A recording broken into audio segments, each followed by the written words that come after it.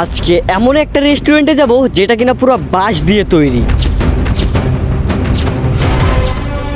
আপনিও কি এখানে আমার মতো আসতে চান? এখন প্রশ্ন, আপনি কি ফরিদপুরের বাইরে? এইখানে কিভাবে আসবেন সেটার লোকেশন তো দিব, সাথে বলবো কত টাকা খরচ হবে, এখানের খাবারের মান কেমন, আর এখানে খাবারের দাম কেমন এবং কি কি পাওয়া যায়। আর আমি তো ভাবতেও পাই নাই যে এখানে এইগুলোও পাওয়া যাবে, আর তাদের ব্যবহার কেমন। প্রতিটা পোস্টের উত্তর তোমরা ভিডিওটা শেষ পর্যন্ত দেখলেই বুঝতে পারবা। তো চলো ভিডিওটা শুরু করা যাক।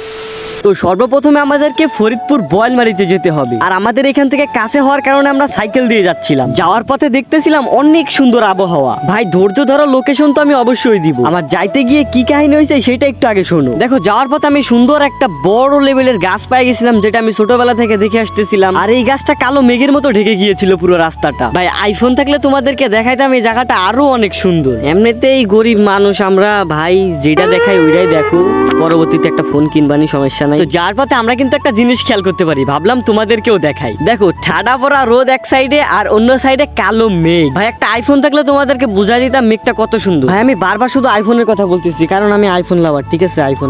তো যাওয়ার পথে আমরা বৃষ্টিতে আটকে গেছিলাম, তার জন্য এখানে একটু কাজও ছিল, আবার বৃষ্টিতে আমরা দাঁড়াইও ছিলাম। ভাই কাজটা কি, আমি যার সাইকেলে চড়ে আসতেছিলাম সে মূলত এখানে প্যান চাপাইতে আইছিল। চিকুন মানুষ প্যান চাপায় ছাড়া তো উপায় নাই, বুঝো না বিষয়টা? গাইস দেখো, এখানে কিন্তু পুরো ব্রাজিলের পতাকা দিয়ে ভরা ছিল। একই সময়ের আবহাওয়া দেখো, এই সাইডে পুরোটাই আর্জেন্টিনার মতো, পুরো আকাশটাই তো একটা আর্জেন্টিনার পতাকা বেড়া। তো যাই হোক, আমি কিন্তু আবার আর্জেন্টিনা সাপোর্টার। দুষ্টু মিষ্টি কথা বলতে বলতে আমরা কিন্তু চলে এসেছিলাম চৌরাস্তাতে। গাইস ফরিদপুর বয়ালমারি চৌরাস্তাতে এরকম একটা লুক দেখতে পারবা, আর এখানে আসলে তোমার দূরত্ব অনুযায়ী টাকা গুনতে হবে। তো আপনারা কি করবেন, বয়ালমারি চৌরাস্তা থেকে দক্ষিণ দিকে যে সোজা রাস্তাটা গিয়েছে ওইখানে তোমাদেরকে যেতে হবে। তো এটা কিন্তু পুরো দক্ষিণের রাস্তা, তোমরা এই রাস্তা বরাবর সোজা চলে যাবে। কি রে, এটা আবার পিছে একা? ও এডিটে সমস্যা। তো এই যে সেই চৌরাস্তা যেখান থেকে আমরা দক্ষিণ দিকে চলে যাচ্ছি। আর গাইস আমরা কিন্তু ফইনির মতো সাইকেল মাইকেল নিয়ে আইছি, আবার হাইওয়ে রাস্তাতে যাইতেছিলাম আমরা। এই দুইটা সাইকেল ছাড়া রোডে কোনো সাইকেলই ছিল না, বুঝছো গাইস? একদিন বাইক নিয়ে যাবো, না গাড়ি নিয়ে যাবো, না প্লেন না প্লেন একটু বেশি হয়ে যায়। সোজা তোমরা ততক্ষণ যাইতে থাকবা যতক্ষণ না দ্বিতীয় একটা বাজার পেয়ে যাইতেছো। আর অবশেষে কিন্তু আমরা বাজারটা পেয়ে যাই, আর বাজার থেকে বা হাতের দিকে একটি রাস্তা গিয়েছে। আমরা একটু বেশি সামনে চলে এসেছিলাম জন্য সাইকেলটা আমরা ঘুরিয়ে এসে বা রাস্তার দিকে আমরা ঢুকতেছিলাম। গাইস এই বাজারে একটা বোর্ড খেয়াল করবা, দেখবা কি এখানে ওহাবপুর লেখা আছে। তো তোমরা শুধু একটু খেয়াল করবা, সোজা রাস্তা যাইতে থাকবা। ওই রাস্তা যাওয়ার পর যদি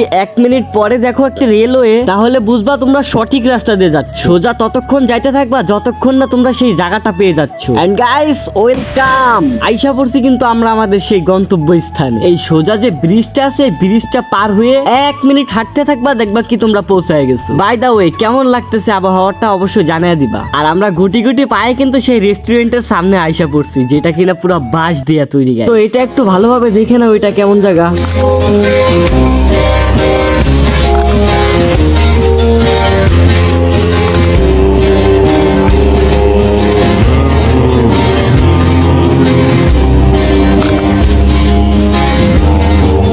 যাই হোক গাইস, তারপরে কিন্তু আমরা ভিতরে ঢোকা শুরু করলাম। যদিও এর আগে একবার আমি এখানে আইছিলাম, কিন্তু কোনো খাওয়া দাওয়া করি নাই, এমনিতে হালকার মধ্যে আইসা চলে গেছিলাম। আর এখানে মোট 10টা টেবিল আছে, এখন তার থেকে একটু বেশিও থাকতে পারে, ব্যাপার না। ক্যামেরা যখন বন্ধুর হাতে লে। हेलो एवरीवन, मेरा नाम है তো যাই হোক গাইস, চলো এবার খাওয়া দাওয়ার পালায় যাওয়া যায়। এই মেনু কার্ডের ভিতরে বিভিন্ন ধরনের খাবারের নাম লেখা আছে, যেসবের দাম দেখে শুধু নামগুলোই দেখলাম। গাইস অনেক কথাকথি করার পর আমরা 3টা রেগুলার বার্গার অর্ডার করে দিই। আর এদের ব্যবহার মোটামুটি ঠিক আছে, কিন্তু এরা অনেক স্লো। অর্ডার দিয়েছি প্রায় অনেকক্ষণ হয়ে গেছে, কিন্তু আমরা খাবারটা পাইছিলাম না। যাই হোক গাইস, অনেকক্ষণ পর আমাদেরকে বার্গার দিল। এটা ছিল চিকেন বার্গার, যেটার মূল্য নিয়েছিল 80 টাকা। আর এটাতে কতটা চিকেন দেওয়া আছে তোমরাই দেখো। 2টা শসার পিস ছিল, আর ছিল অনেক ধরনের সস। চলো এটা খেয়ে দেখি কেমন লাগে। গাইস আমি কিন্তু রেটিং করতেছি, কত হইতে পারে তোমরা একটু গেস করতে থাকো। যাই হোক, খারাপ না, মোটামুটি সবকিছু ঠিক আছে, 10-এর ভিতরে 7 দেওয়া যায়। 3 মাস অনাহারে থাকার পর খাবার জুটেছে মাত্র কয়েক ঘন্টা হলো, এখনো ধকল কাটিয়ে ওঠা সম্ভব হয়নি। তাই ভ্রমণ ও ক্ষুধার ক্লান্তি ভরা শরীরেই মুক্তির সন্ধানে এগিয়ে চলার চেষ্টা।